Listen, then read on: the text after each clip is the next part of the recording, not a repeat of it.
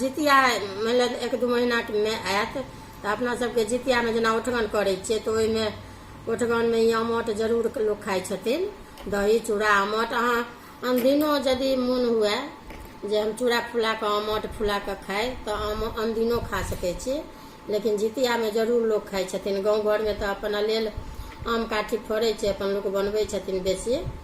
तो लेकिन बाहर में तो हम अहाँ शौक से अपन कनी मनी 10 किलो 5 किलो के बनेलहुँ तो ई बन के अहाँ के तैयार अछि। सब गोटे के नमस्कार करै छी। बिहारी खाना में सब गोटे के भनसाघर में स्वागत अछि। आइ आम के अमट बना रहल छी। पाकल आम अछि मालदह। तो ई की करब, एकरा एना कर से ई मुठी काटि देबै। आई धोले अछि, धोने छियै, तकर बाद मुठी काटि के कनी धो लेब।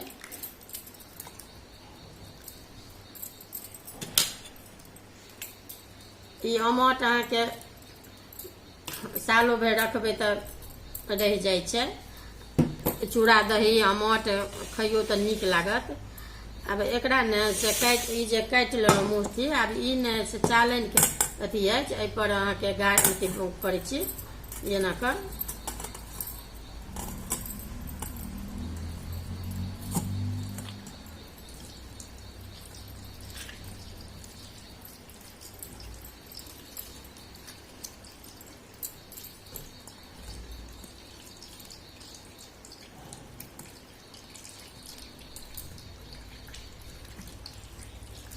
ई अमट धियो पुता के देबै रोटी सने या पूरी पटाटा नीक लागत, या अपनो खायब तऽ नीक लागत अमट। एना कही पर जेनाकि ई चालनि के अथी अछि चलनी, तो एही पर ई एना एना कऽ खाली मिला देबै जे एहिमे कोनो कोनो आम में जेना सोन रहै छै तो ओ अहाँके निकलि जायत। जना बहुत लोग पीसो के बनबै छथिन, लेकिन पीसलाहा नहीं ओतेक बढ़िया होइ छै। ये जे हाथ से मिला के देबै ने तो नीक लागत, नीको होइ छै। ई पाकल आम रहे, मालदह रहे या बम्बई रहे, कृष्णभोग रहे, कोनो आम के कनी मिठका के बनायब जे बादो में मीठ लागत। ओना खट्टा वाला आम के वह कनी बेसी खट्टा भ जाइ छै।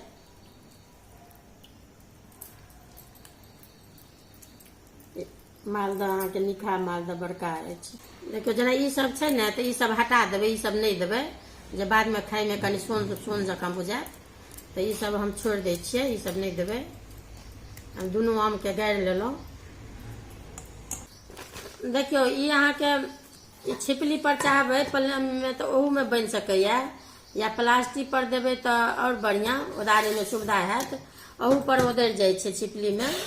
आ कपड़ा पर देबै ने तो कपड़ा में ई होइ छै ने कनी रस ओहि में भीज जाइ छै, तो कपड़ो पर अहाँ चाहबै तऽ बनि जायत। ई करू तेल अहाँके अछि, तो ई हम नामे मात्र एहिमे कनिक लगबै छी। ई प्लास्टिक अछि तो प्लास्टिक के अपन ई तो काटि देलियै।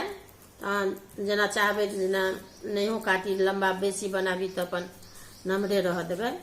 तो एहि टाइप के अहाँके बेसी नहीं रहबाक चाही तेल, लगले भिड़ल कनिक रह देबै।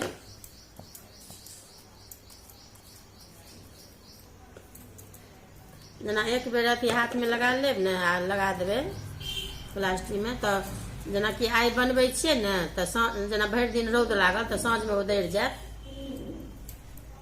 जतेक मोट करबाक है मोट पातर से अपन बनबैत रहू। ओहि पर से जना आइ सुखा गेल तो काल्हि फेर ओहि पर से ऊपर से गाड़ि दियौ ताहि टाइप के। तो अब ई हम तेल लगा लेलियै, अब ई हम एहि में दऽ रहल छियै छिपली में।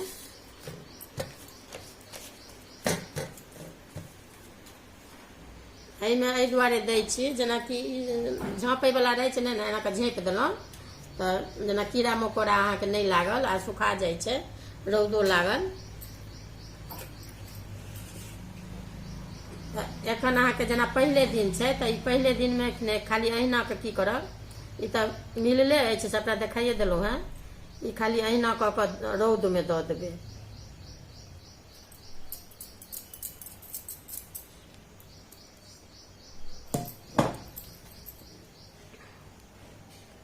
भऽ गेलै, एकरा किछु नहीं करे के छै, खाली भरि दिन रौद में रह दियौ। ई साँझ में अपने आप उतरि जायत। देखियो ई सुखा गेल अमट। अब एकरा ने से ई एहि पर से से ई धीरे धीरे एना कऽ कऽ अपने उधरि जाए। तऽ ई उदारबै ने एना कऽ कऽ तऽ ओकरा दिक्कत नहि हैत। ई एहि टाइपके ई एखन तऽ आम अमोट खटमिट्ठी जतेक जे चीज बनाती तऽ अमोट अछि। तऽ ई एहि टाइपके अहाँके देखियौ ई तैयार भऽ गेल ई सुखा कऽ।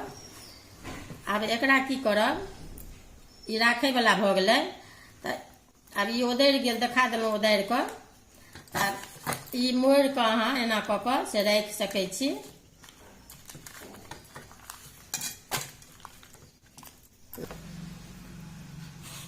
देखियौ आब ई जेना देखा देलहुँ हेँ। तऽ ई की करब, अहिना राखब तऽ राखब, नहि तऽ एकरा अहाँके जेनाकि एहिसँ छुरीसँ से पीस काटि लेब एना कऽ छोटे छोटे।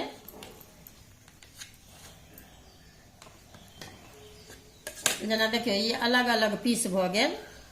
तऽ ई की करब, जेना कोनो बर्तनमे अहाँके शीशावला हुए या कोनो एहन डिब्बा हुए तऽ ई राखि सकै छी। आ जहन खाइके रहत ने तऽ ओकरा की करब, जेनाकि पानिमे अहाँ रखने रहब पानि, ओहिमे 2-3 पानि धोक देबै, धो कऽ फेक देबै आ फुला कऽ धियापुताके गुड़ि कऽ अपन देबै खाइ लए या अपनो खायब ओनाहिए काटि कऽ तऽ नीक लागत।